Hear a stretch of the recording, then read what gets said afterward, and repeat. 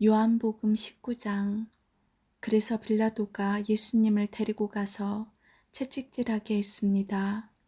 군인들은 가시나무로 왕관을 만들어 예수님의 머리에 씌우고 자줏빛 옷을 입혔습니다.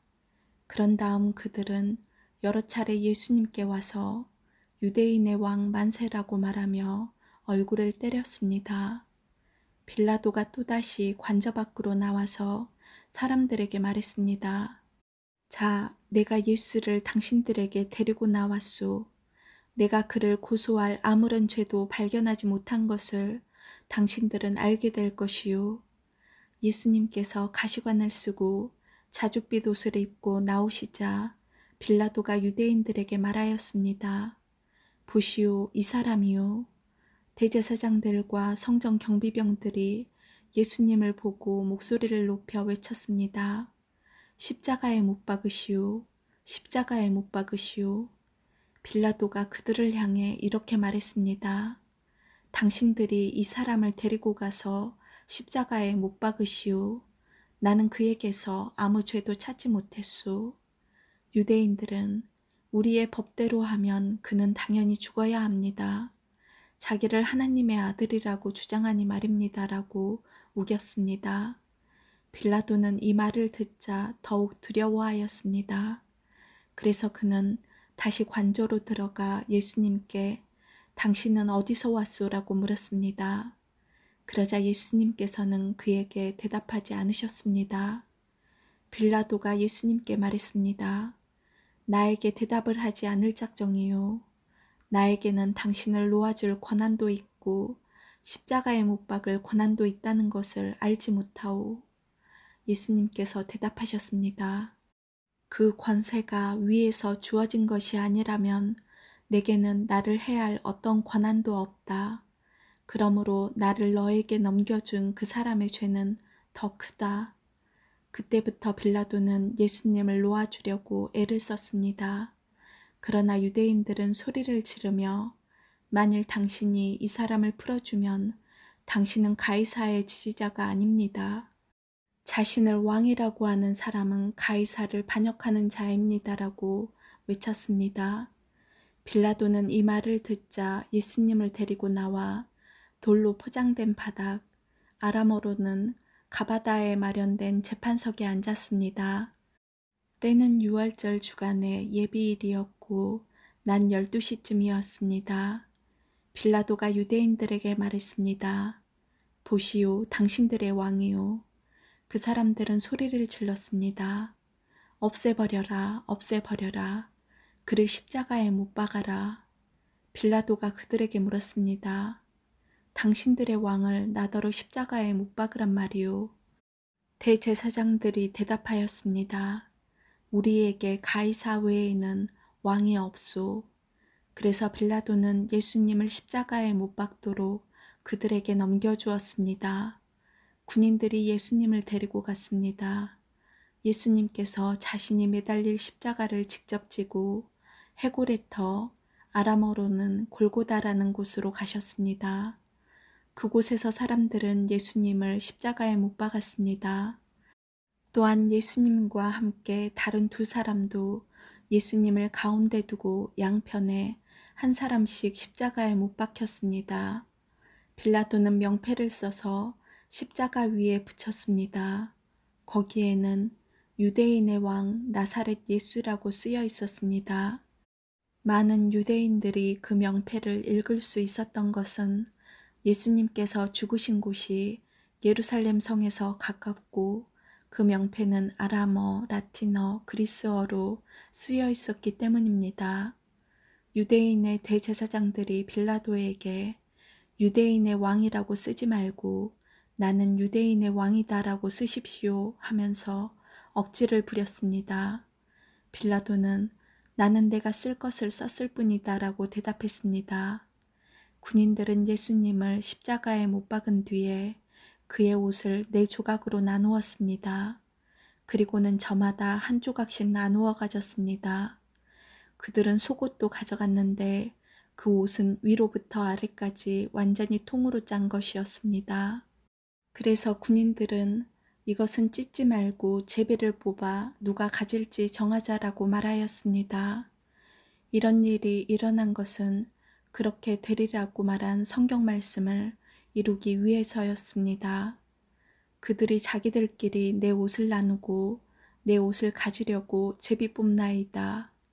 예수님의 십자가 곁에는 예수님의 어머니와 예수님의 이모와 글로바의 아내 마리아와 막달라 마리아가 서 있었습니다. 예수님께서 그의 어머니와 그 곁에 사랑하는 제자가 서 있는 것을 보시고 어머니를 향해 말씀하셨습니다. 여자여 보십시오. 어머님의 아들입니다. 그리고 그 제자에게는 보아라 내 어머니이시다라고 말씀하셨습니다. 그때부터 이 제자는 예수님의 어머니를 자기 집에 모셨습니다. 이후에 예수님께서는 이미 모든 것이 이루어진 줄 아시고 성경이 성취되도록 하기 위하여 내가 목마르다라고 말씀하셨습니다. 그곳에 신포도주가 담긴 항아리가 있었습니다. 군인들이 해면을 신포도주에 흠뻑 적셔서 우슬초 막대기에 매달아 예수님의 입으로 가져갔습니다. 예수님께서는 신포도주를 맛보신 다음 다 이루었다라고 말씀하셨습니다. 이 말씀을 하신 후 고개를 아래로 떨구시고 운명하셨습니다. 이날은 예비일이었고 다음 날은 안식일이었습니다. 유대인들은 안식일에 시신을 십자가에 그대로 두고 싶지 않았습니다. 그래서 빌라도에게 시신의 다리를 부러뜨리고 그 시신을 십자가에서 내려달라고 부탁했습니다. 군인들이 가서 예수님과 함께 못 박힌 첫 번째 사람의 다리와 또 다른 사람의 다리를 부러뜨렸습니다. 그러나 군인들이 예수님께 갔을 때에 그들은 예수님께서 이미 돌아가신 것을 알고는 그분의 다리를 부러뜨리지 않고 창으로 예수님의 옆구리를 찔렀습니다. 바로 피와 물이 쏟아져 나왔습니다. 이것을 본 사람이 증언한 것이니 그의 증언은 참됩니다. 그는 자기가 진리를 말하고 있다는 것을 알았습니다. 그가 이렇게 말한 것은 여러분들도 믿게 하려는 것입니다. 이런 일이 일어난 것은 그의 뼈가 하나도 부러지지 않을 것이다 라고 쓰여진 성경 말씀을 이루기 위해서입니다. 또 다른 성경에는 그들은 자기들이 찌른 사람을 볼 것이다 라는 말씀이 있습니다. 이 일이 일어난 후 아리마대 사람 요셉이 빌라도에게 예수님의 시신을 가져가겠다고 요청하였습니다. 요셉은 예수님의 제자였지만 유대인들이 두려워 그 사실을 감춰왔습니다. 빌라도가 허락하자 요셉이 와서 예수님의 시신을 가져갔습니다. 니고데모도 요셉과 함께 왔습니다. 니고데모는 일찍이 밤에 예수님을 찾아왔던 사람이었습니다. 그는 몰약과 알로에를 섞어 만든 향료를 약 33kg 정도 가져왔습니다. 이 두 사람은 유대인들의 장례 풍습에 따라 예수님의 시신을 가져다가 향료와 함께 고운 배로 쌌습니다. 예수님께서 십자가에 못 박히신 곳에는 동산이 있었습니다.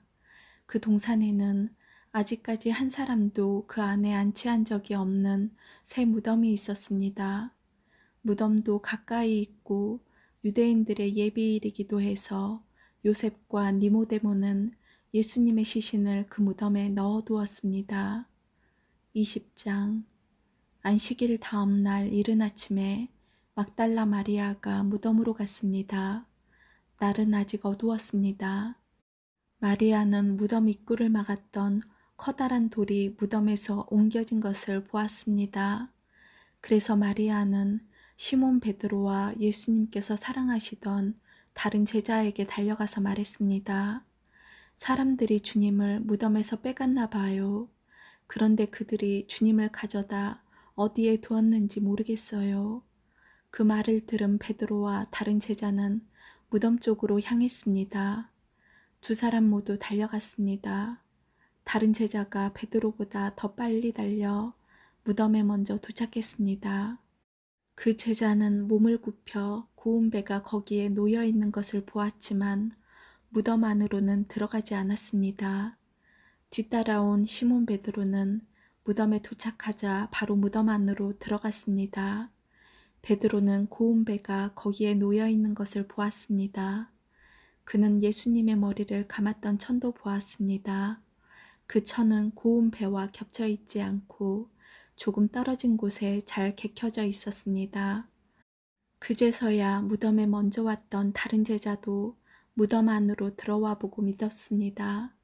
이때까지만 해도 제자들은 예수님께서 죽음에서 살아나야 한다는 성경 말씀을 깨닫지 못했습니다.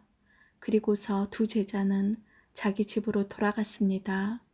그러나 마리아는 무덤 밖에 서서 울고 있었습니다. 마리아는 울면서 몸을 굽혀 무덤 안을 들여다보았습니다. 마리아는 흰 옷 입은 두 천사를 보았습니다. 두 천사는 예수님의 시신이 있던 곳에 앉아 있었습니다. 한 천사는 머리 쪽에, 다른 천사는 발 쪽에 있었습니다. 천사가 마리아에게 물었습니다. 여자여, 왜 울고 있소? 마리아가 대답했습니다. 사람들이 우리 주님을 어디론가 가져갔는데 주님을 어디에 두었는지를 알지 못하겠습니다. 마리아가 이 말을 하고 뒤를 돌아보자 거기 예수님께서 서 계셨습니다. 그러나 마리아는 그분이 예수님이신 줄 알지 못했습니다. 예수님께서 마리아에게 물으셨습니다. 여자여, 왜 울고 있느냐? 누구를 찾고 있느냐? 마리아는 그분이 동상 관리인인 줄로 생각하고 당신이 그분을 다른 곳으로 옮겨 놓았다면 어디로 옮겨 놓았는지 말씀해 주세요. 그러면 제가 모셔갈게요 라고 말했습니다. 예수님께서 마리아에게 마리아야 라고 말씀하셨습니다. 마리아는 예수님께 몸을 돌려 아람어로 라보니라고 외쳤습니다. 이 말은 선생님이란 뜻입니다. 예수님께서 마리아에게 말씀하셨습니다. 나를 계속 붙잡고 있지 마라. 내가 아직 아버지께로 올라가지 않았다.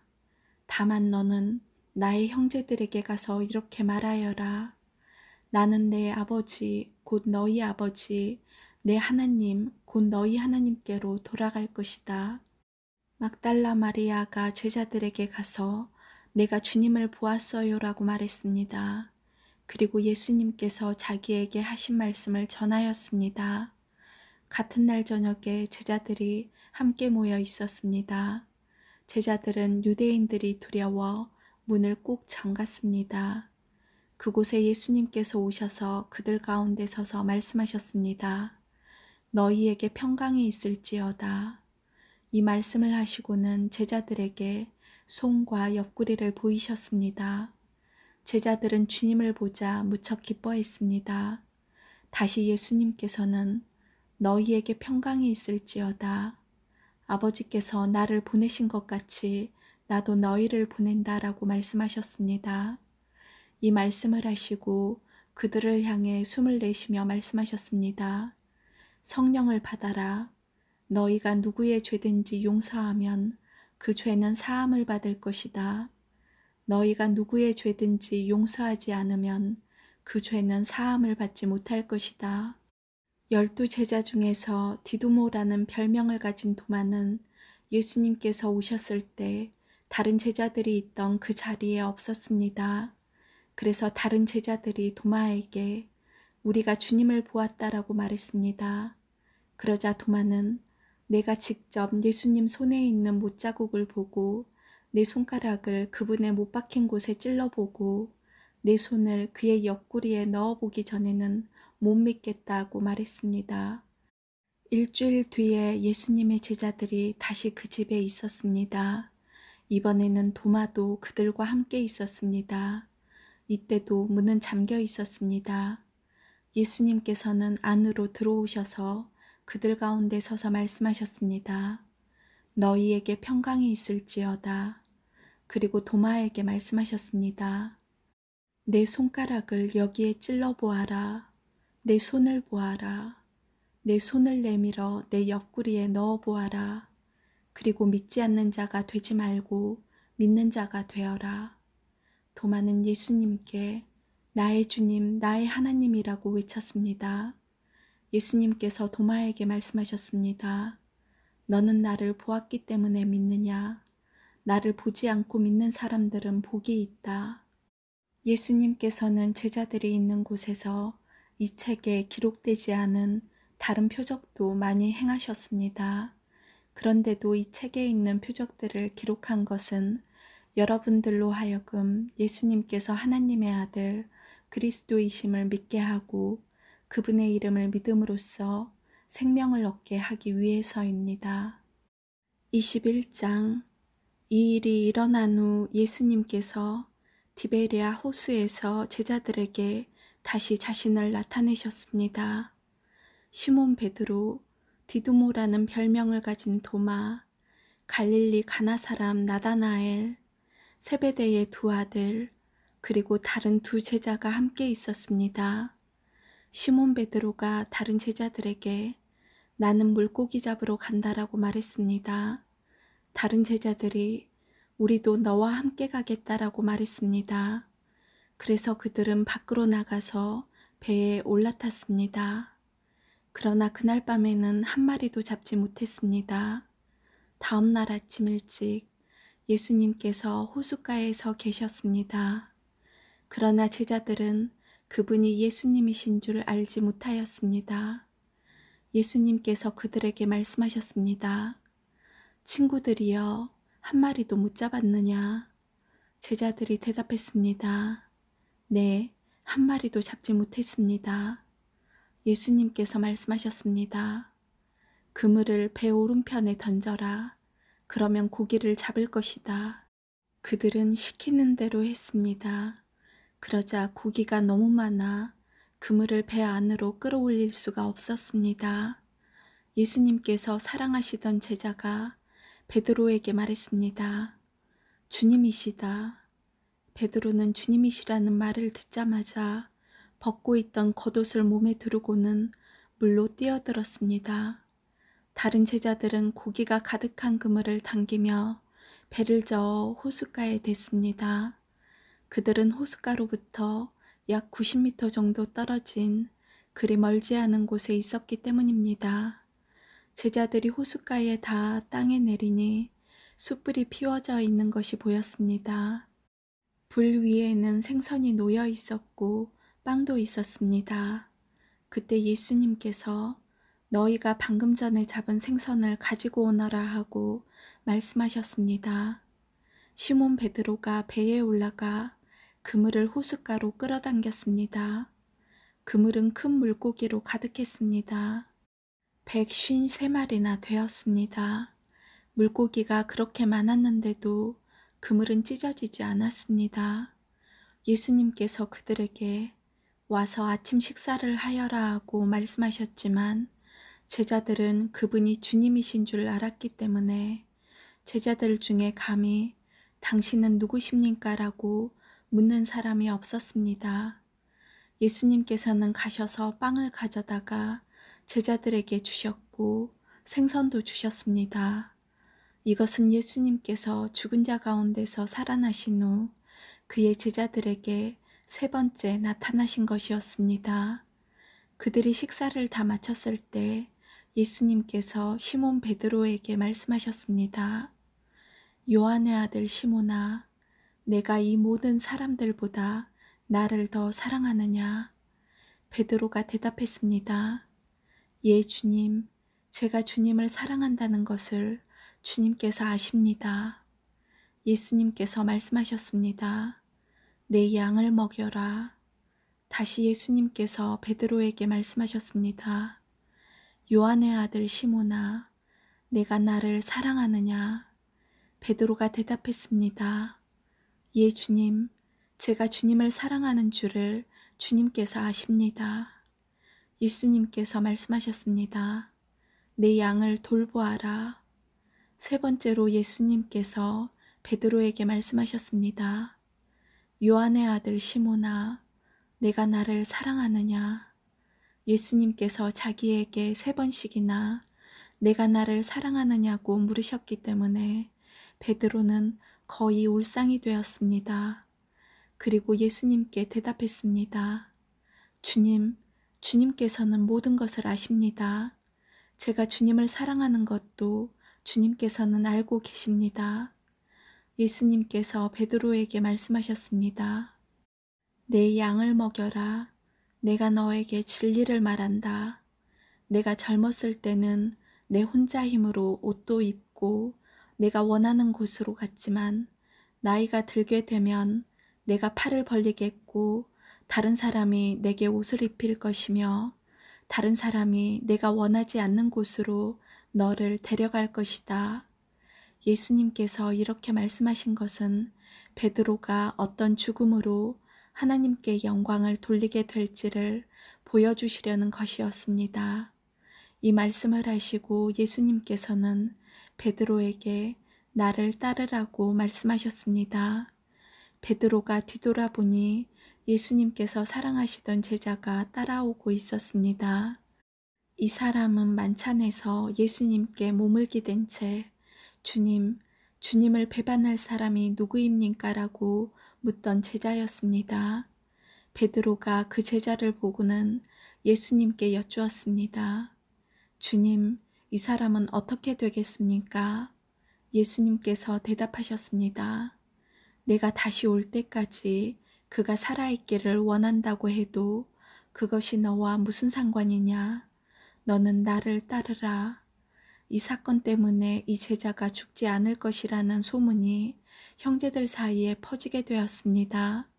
그러나 예수님께서는 그가 죽지 않을 것이라고 말씀하신 것이 아니었습니다.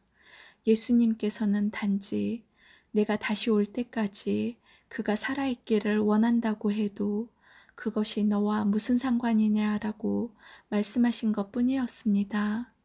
이런 일들을 증언하고 그것을 기록한 제자가 바로 이 사람입니다.